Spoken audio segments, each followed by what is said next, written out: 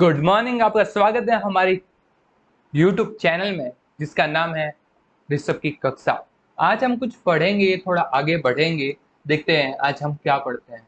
सी programming language में हमने आगे बढ़ते हुए वेरिएबल डिक्लेरेशन, एक्सप्रेशन और लेबल्स पढ़ने का विचार किया है, और इसी को आगे बढ़ाते हुए हम चलते हैं क्या चीज होती है और क्या रोल है इसका हमारे सी लैंग्वेज में। तो चलते हैं। वेरिएबल एंड कीवर्ड्स इन सी। पहला पढ़ लेते हैं थ्योरी क्या है। एग्जाम में तो थ्योरी पेपर ही देना पड़ेगा ना, फिर कोड कर लेंगे। क्या करना है वेरिएबल का, हमें पता है वेरिएबल क्या है, पर हमें उसे एग्जाम में लिखना पड़ेगा थ्योरेटिकल। काफी बार होता है बच्चों को पता होता है वेरिएबल क्या है, पर वो उसे डेफिनेशन के रूप में नहीं लिख पाता है, रिटर्न नहीं कर पाता है। चलो चलते हैं। Variable is a simple terms, is a store place that has some memory allocated to it. Basically, a variable is used to store some form of data. मतलब इसमें बताया हुआ है वेरिएबल क्या है। वेरिएबल एक डाटा है। Different type of variable required different amount of memory. अलग अलग, जैसे इंट के लिए अलग होता है, फ्लोट के लिए अलग होता है। कुछ इंट के लिए, जैसे कुछ इंट के लिए 32 बिट का कंपाइलर है तो 2 बाइट्स का होता है एक इंट। नहीं तो 64 बाइट का कंपाइलर हो तो 4 बाइट्स का होता है बिट। जैसे फ्लोट 4 बाइट्स का होता है, डबल 8 का, लॉन्ग डबल 16 का। जैसे ये चीजें हैं। और different types of memory location and some specific set of operation that can be apply to it. अब वेरिएबल डिक्लेरेशन क्या होता है। जैसे हमने वेरिएबल डिक्लेरेशन होता क्या है, इसे समझने के लिए हम आपको चलो चलते हैं यहाँ पर। सबसे पहले हमने देखा कि अब अगर किसी भी सी प्रोग्राम का स्टार्ट करते हैं तो हम स्टैंडर्ड लाइब्रेरी को अलॉट करते हैं। तो हैज इंक्लूड, मतलब इंक्लूड कर रहे हैं हम। Less than, greater than, stdio.h,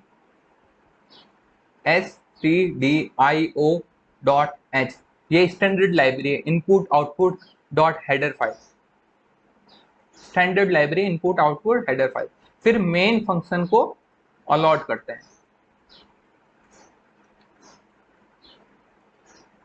उसके बाद ये कर्ली ब्रैकेट लगाते हैं हम, जो कि हर कर्ली ब्रैकेट के अंदर ही एक मेन प्रोग्राम या यूजर डिफाइंड फंक्शन बनाया जाता है। ये भी फंक्शन है, main function, user defined function.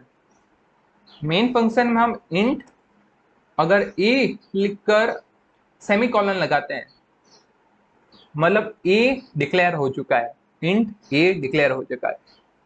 Int is a keyword, int is a keyword, int is a data type.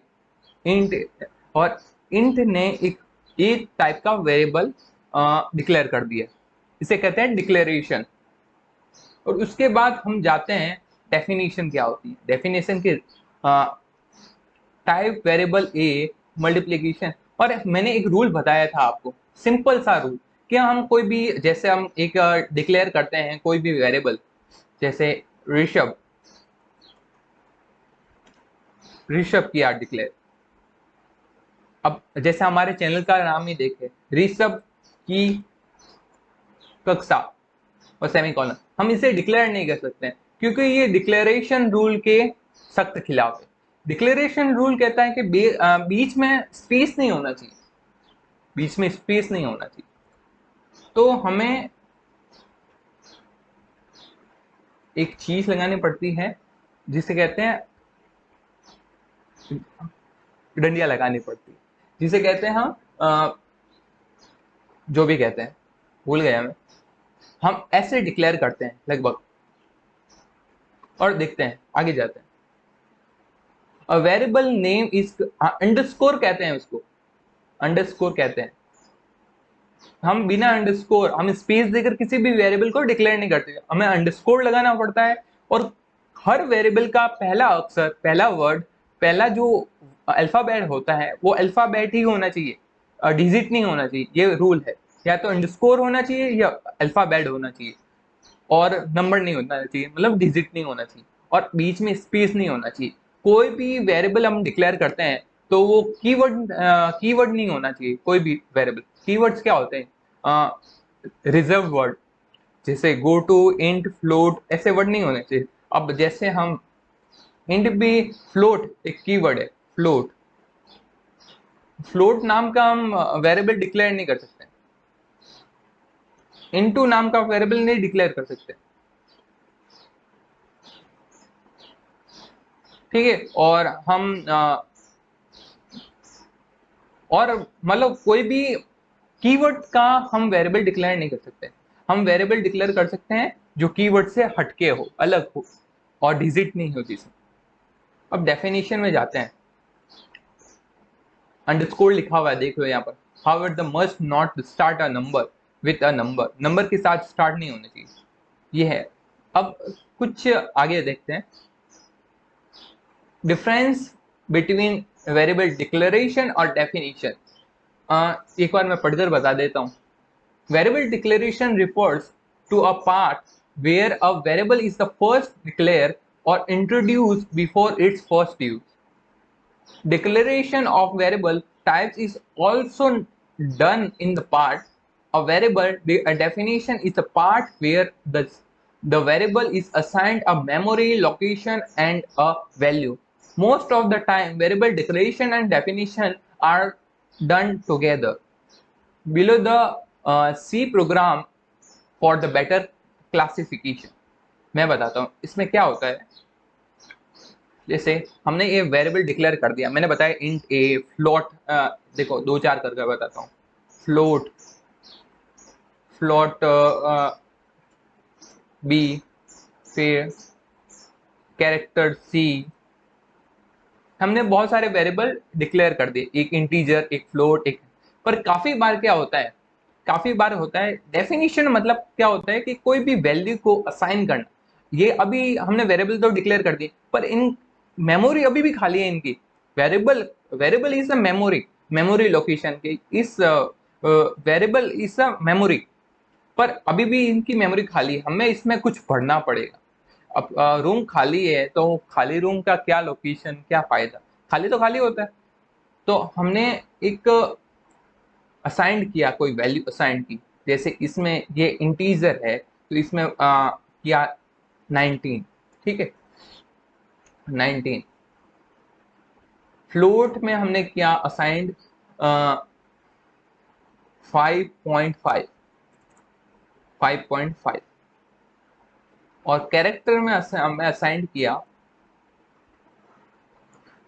देखो एक चीज मैं बताता हूँ, जो ये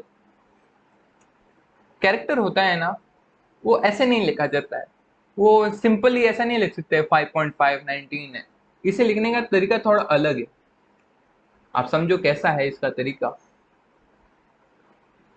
हाँ, आपने देखा होगा कि कोई सेंटेंस अपन लिखते हैं इंग्लिश में, this is the important sentence, तो हम दो कुछ अलग टाइप से लिखते हैं कि हाँ दिखे कि ये कैरेक्टर है, ये स्ट्रिंग है, तो वैसे के वैसे इसको लिखा जाता है। जैसे इसमें लिखा हमने आर, ठीक है, ऐसे हमने ये लिख दिया। अब प्रिंट एफ कराते हैं, प्रिंट एफ एक फंक्शन है जिसका काम होता है प्रिंट कराना। ऐसे पुट एस या पुट सी भी है, जिससे हम प्रिंट कर सकते हैं, वो हम आगे देखते हैं। प्रिंट एफ, तो प्रिंट एफ लगाकर, प्रिंट एफ लगाकर पैराथेसिस लगाकर, अंदर पैराथेसिस लगाने पड़ते हैं, पैराथेसिस लगाने पड़ते हैं, और फिर लिखते हैं हम, हमें पता है कि किसे रिप्रेजेंट करते हैं, और आगे हम पढ़ेंगे कैसे रिप्रेजेंट करते हैं हम हमें पता है इंटीजर को परसेंटेज डी से स्पेसिफाई किया जाता है, प्रेजेंट किया जाता है, और उसके बाद हमें लगाना है ए, कोमा ए, ठीक है। उसके बाद हम कॉपी कर कर प्रिंट कर देते हैं, कॉपी कर दिया। और हमने जैसे कैरेक्टर को नहीं, इंटीजर को परसेंटेज डी से, फ्लोट को परसेंटेज एफ से, और फ्लोट की वैल्यू अलग है ना, हमने देखा फ्लोट की वैल्यू, तो फ्लोट का वेरिएबल डिक्लेयर किया हमने बी, बी कर दिया। फिर कैरेक्टर को करते हैं परसेंटेज सी से, और इसकी वैल्यू हमने रखी है सी, और सी रख नहीं, हाँ सी वेरिएबल हमने सी डिक्लेयर किया है कैरेक्टर का। अब इसे कंपाइल करते हैं हम, तो हमें देखेगा ये क्या है हुआ। हुआ क्या ये चीज, ये लाइन से क्यों आ रहा है, क्योंकि हमने न्यू लाइन नहीं की। तो अब एक चीज और सीखते हैं अपन, एक चीज और सीखते हैं कि जो बैक स्लैश होता है ना, बैक स्लैश और एन लिखते हैं ना, तो न्यू लाइन बनती है। बैक स्लैश एन करते ही न्यू लाइन बनती है, backslash n, backslash n. अब वो एक साथ आ रहा था, रेगुलर आ रहा था, अब वो लाइन वाइज आएगा, लाइन वाइज आया 19 5.5000। अब 5.5 ही लिखा था हमने, 00 फ्लोटिंग वैल्यू 8 डिजिट में होती है। अब देख लो इसको गिन लो, ठीक है, 2 3 4 5 6.7 और 8, 8 डिजिट में ये वैल्यू हुई, ठीक है, पॉइंट के साथ 8, ठीक है। और ऐसे ही हम किसी भी वेरिएबल को डिक्लेयर करते हैं और डेफिनेशन दे सकते हैं। और प्रिंट एफ एक फंक्शन है जो प्रिंट करता है, प्रिंट करने का काम करता है किसी भी वेरिएबल को, किसी भी वेरिएबल, ठीक है, या किसी भी स्टेटमेंट को। अब आगे बढ़ते हैं, क्या है मैंने बता दिया आपको एग्जांपल देकर कैसे क्या है इस सब। It is possible have to separate declaration and definition. It is possible the class। अब इसमें क्या बोला हुआ है, बोला क्या है इसने, मतलब इसने कहा अगर ये पॉसिबल है कि सेपरेट अपन डिक्लेरेशन कर सकते हैं और डेफिनेशन कर सकते हैं, करके मैं बताता हूँ कैसे होते हैं डिफरेंट। जैसे हमने डिक्लेयर किया A is equal to, A is int A, हमने डिक्लेयर कर दिया ए।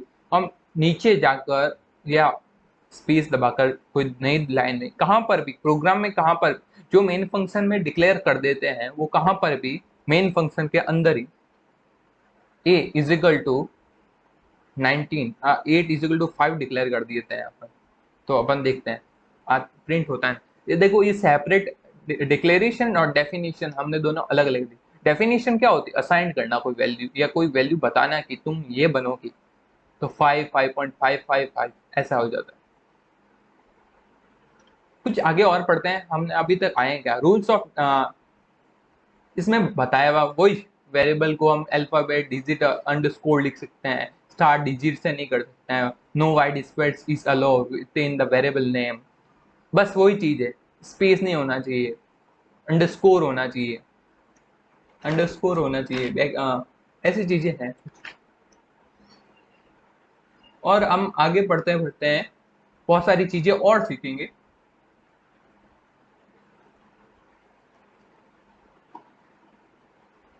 We can not declare a variable in the form. इसमें यही चीज बताई हुई है कि भाई अब अगर आप वेरिएबल डिक्लेयर कर रहे हो तो डिजिट आगे नहीं आना चाहिए, एग्जाम्पल दे हुआ है, स्पेस नहीं आना चाहिए, कुछ मिलाकर कुल मिला के। अब टाइप्स ऑफ वेरिएबल, वेरिएबल भी बहुत सारे टाइप के होते हैं, मेरे को तो पता ही नहीं था यार। मैंने कुछ दिनों पहला देखा कि यार, मैंने तो सोचा था वेरिएबल तो वेरिएबल होता है, ऐसा थोड़ी होता है कि अलग अलग नाम।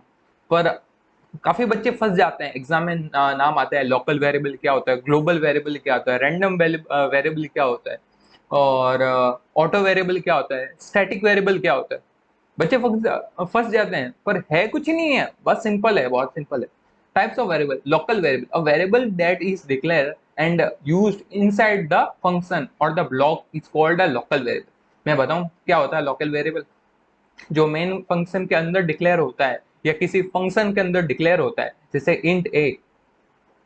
एक चीज और मैं बताता हूं आपको,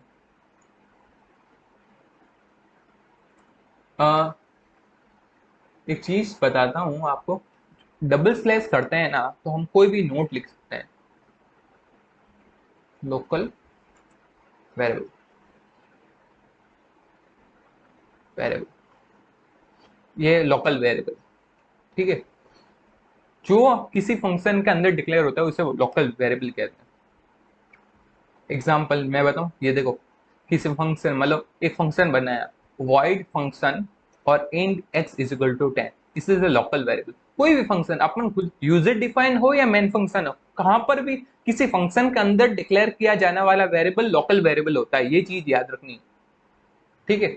अब global variable, a variable that is declare outside the function और block is called a global variable.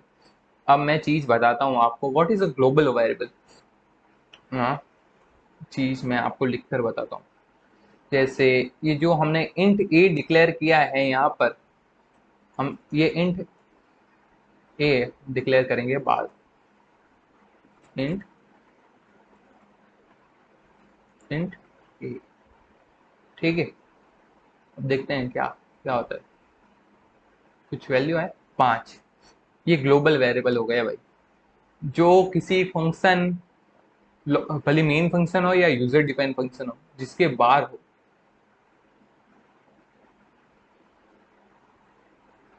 Global variable. इतनी चीजें तो मेरे को किसी ने नहीं बताई, सही बात है बताऊं। आप तो बहुत लकी हो जो आपको इतनी चीज मैं बता रहा हूँ। और मुझसे ज्यादा डीप में कोई नहीं गया होगा, मेरे टीचर नहीं गए मेरे इतने डीप में तो, कि लोकल वेरिएबल क्या होता है, ग्लोबल वेरिएबल क्या होता है। कॉलेज के टीचर चाहते हैं कि बच्चे खुद सीखे, और टीचर बहुत अच्छे होते हैं कि अगर मुझे पता नहीं चलता कि ये मेरे को सीखना है, मैं खोलता नहीं, मैंने मेन चीज तो ये खोलता नहीं, तो मेरे को पता ही नहीं चलता ग्लोबल क्या होता है, वेरिएबल क्या होता है। टीचर ध्यान रखते हैं कि बच्चे कितना खुद सीख सके, खुद की प्रॉब्लम सॉल्विंग स्किल्स और बढ़े, इसलिए ग्लोबल वेरिएबल मैंने बता दिया क्या होता है। फिर होता है स्टैटिक वेरिएबल, ये बहुत शानदार वेरिएबल होता है। एक बार मेरे अंदर जो वैल्यू आ गई वो आ गई, अगली वो जो वैल्यू अगर वापस मेरे को रिपीट किया जाए, रिकर्जन क्या है, रिकर्जन एक टॉपिक है जिसको हम आगे समझेंगे, बहुत इंटरेस्टिंग टॉपिक है। स्टैटिक वेरिएबल एक ऐसा वेरिएबल होता है, अगर मेरे अंदर जो वेरिएबल वैल्यू आ गई, जो आ गई, अगर दूसरी बार मुझे ये वापस रिपीट किया जाए तो मेरी वैल्यू इंक्रीज होगी। हम देखते हैं, इसको समझते हैं।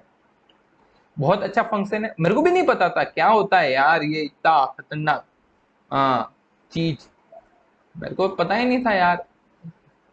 हम देखो, हम कोई भी फंक्शन डिक्लेयर करते हैं, इंट, सॉरी मैंने इंट हमने ऋषभ अंडरस्कोर की कक्षा, हम इससे अभी डेफिनेशन यहाँ पर ही दे देंगे, क्या डेफिनेशन है तेरी। और कोई भी हम अगर हम यूजर डिफाइन कोई भी वेरिएबल बनाते हैं ना, तो फंक्शन बनाते हैं तो पैराथेसिस लगाना बहुत ज्यादा इंपॉर्टेंट हो जाता है। पैराथेसिस इज अ वेरी इंपॉर्टेंट, जैसे हमने मेन फंक्शन में बनाया पैराथेसिस लगाया। इसमें एक चीज मैं बताऊं, पैराथेसिस हमेशा जरूरी नहीं है कि खाली होने चाहिए, पर अपन छोड़ देते हैं ऐसे ही सीधा पैराथेसिस लगाकर आगे अपन सेमी पैराथेसिस लगाकर आगे चले हो जाते हैं। पर ऐसा नहीं है, हम अगर इसमें वॉइड लिख दें तो कोई परेशानी नहीं है, क्योंकि वॉइड का काम भी, वॉइड का मतलब क्या होता है, जीरो, खाली। जैसे ये अभी खाली है तो अपन, मैं स्टैटिक स्टैटिक सॉरी मेरी टाइपिंग मिस्टेक थोड़ी ज्यादा होगी।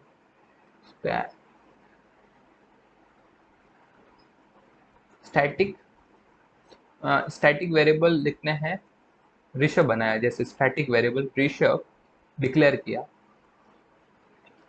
और जिसकी वैल्यू है 10, नहीं ऋषभ की वैल्यू है 10, मतलब हमने डिक्लेयर कर दिया और अब डेफिनेशन दी है जिसमें वैल्यू असाइंड की है हमने 10, ठीक है।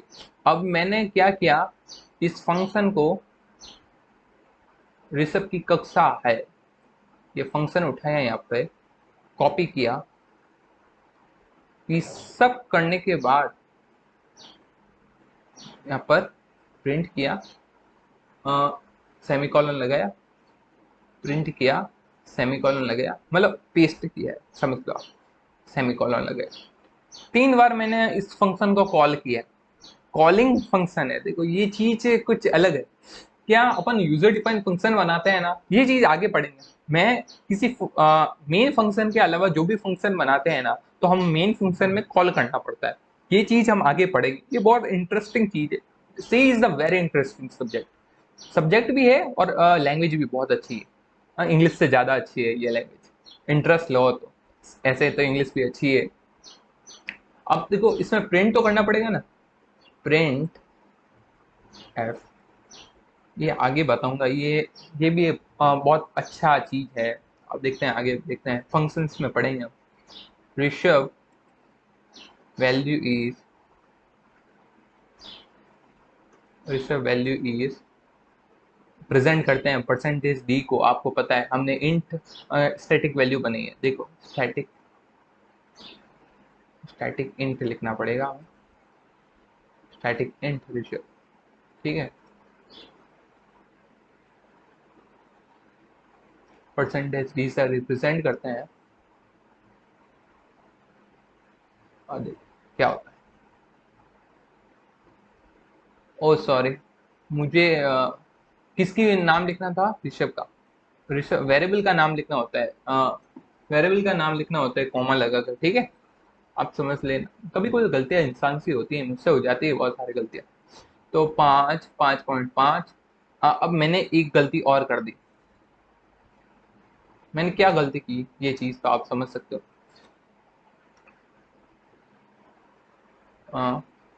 मैंने गलती ये की है कि इसमें स्लैश एन नहीं लगे, ऑपरेंड करता है। Rishabh value is 10, Rishabh value is 10, Rishabh value is 10। अच्छा भाई, ऐसी बात है। हमने क्या गलती की है, हमने देखना पड़ेगा।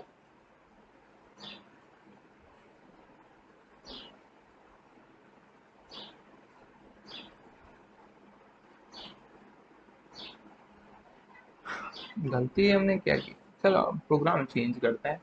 ऋषभ वैल्यू इज 10 और Rahul value is Rahul value is लिखते हैं हम 20, 20। हाँ, Rishabh value is 10 plus Rishabh, जबकि ऋषभ एक, और राहुल वैल्यू इज, असाइन करते हैं राहुल का अंदर वैल्यू 10 प्लस राहुल, राहुल और वैल्यू ऋषभ और राहुल,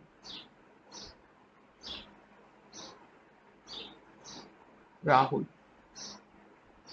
क्या हुआ, कुछ गलती हो गई हमने।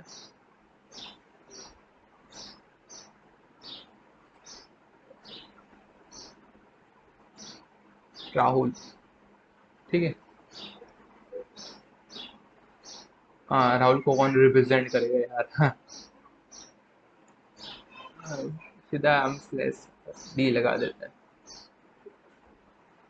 Rishabh and Rahul value,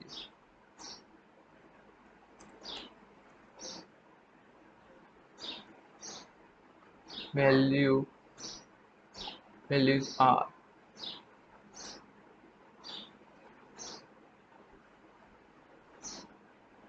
Rahul. राहुल को डिक्लेयर तो कर लिया ना। राहुल डिक्लेयर नहीं किया, राहुल।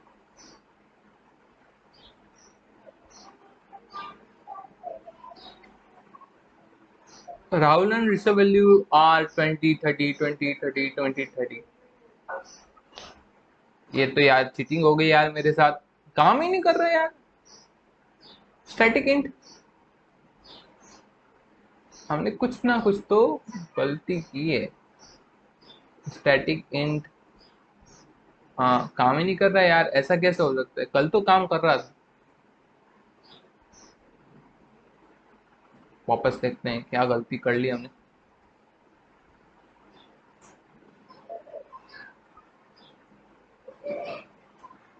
स्टैटिक इंट काम नहीं कर रहा है। स्टैटिक इंट ऋषभ, हम डेफिनेशन के अंदर लिखते हैं, आप देखते हैं डेफिनेशन अंदर लिखते हैं इसके अंदर।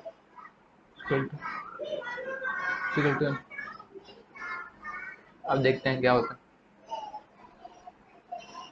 देखो, हो गया हमारा काम। मैंने कहा यार ऐसा कैसे हो सकता है। एक रूल मैं बता देता हूँ, जो स्टैटिक वेरिएबल हम डिक्लेयर करेंगे उसकी डेफिनेशन उसके साथ ही लिखनी पड़ेगी हमको, अलग से हम डेफिनेशन नहीं लिख सकते। ठीक है, हम कुछ आगे बढ़ते हैं। ऑटोमेटिक वेरिएबल, इस वेरिएबल के तो मैं चीज बताऊं, ऑटोमेटिक वेरिएबल होता क्या है। कुछ काम का नहीं होता ये वेरिएबल, एकदम सिंपल वेरिएबल की तरह काम होता है। All variable is C that are declare inside the block are automatic variable by default. जो भी वेरिएबल इनसाइड द ब्लॉक लिखा जाता है, किसी फंक्शन के अंदर लिखा जाता है, ऑटोमेटिक वेरिएबल होता है। और we can explain declare an automatic variable using the auto keyword। ये सारे कीवर्ड है, ठीक है। Automatic variable are similar local variable. मैंने कहा था ना, लोकल और ऑटोमेटिक वेरिएबल एकदम सिंपल है, सेम है। जो लोकल वेरिएबल होते हैं वो ही हमारे वेरिएबल। और एक महापुरुष और external variable. External variable can be set between the multiple C files. We can declare an external variable using the external keyword। ठीक है। अब मैं ये बोलना सकूं कि ऑल्सो ग्लोबल वेरिएबल ही एक्सटर्नल वेरिएबल होता है, तो बात अलग नहीं है। एक्सटर्नल वेरिएबल और ग्लोबल वेरिएबल एक होता है, और लोकल वेरिएबल और ऑटो वेरिएबल ऑटोमेटिक वेरिएबल होता है, वो सिमिलर होता है। आप इस चीज में फंसना मत कि क्या चीज क्या होती है। फिर हम कुछ पढ़ते हैं keywords. Keywords is the very important. Int, structure, ये सारे कीवर्ड्स हैं, हम आगे जाकर बहुत अच्छे से पढ़ेंगे, क्योंकि अभी पढ़ाने का आपको मजा नहीं आएगा क्योंकि हमने कुछ चीज पढ़ी नहीं है ये चीज। हाँ, मैंने ये बताते हैं, int, float, double, long double, size of भी यूज किया हमने। प्रिंट एफ इसमें नहीं है। स्टैटिक वेरिएबल, ऑटो वेरिएबल, फिर गो टू स्टेटमेंट हम आगे सीखेंगे। ये लेबल से गो टू, फिर काफी चीजें हम सीखेंगे। कैरेक्टर हमने पढ़ा। Most of these keywords have the already be discuss in the variation lab section, और हमने ये तो कर भी लिया है डिस्कस।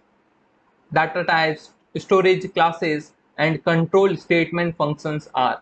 ठीक है, अब कुछ जाते हैं हम, आगे बढ़ते हैं। कांस्टेंट क्या होता है, कांस्टेंट क्या होता है, अब क्या मैं बताऊं। Constant can be used to declare a constant variable. Constant variable are variable that when initialization cannot be changed their value, or in other the words, the value assigned to them cannot be modified further down in the program। ऐसी value जिसे declare करने के बाद, definition करने के बाद वो change नहीं होती, उसे कांस्टेंट वेरिएबल कहते हैं। अब देखते हैं आगे एग्जांपल देखेंगे हम। अच्छा, कांस्टेंट वर्ड लगा दिया हमने, जैसे अब चीज है, अब देखते हैं हम, ये देख ही लेते हैं क्या होता है कांस्टेंट वेरिएबल। हमने ये प्रोग्राम रन कर देखा। एक मिनट, देखो हम कांस्टेंट वेरिएबल देखते हैं। जैसे अगर राहुल को हम कांस्टेंट वेरिएबल बना दे,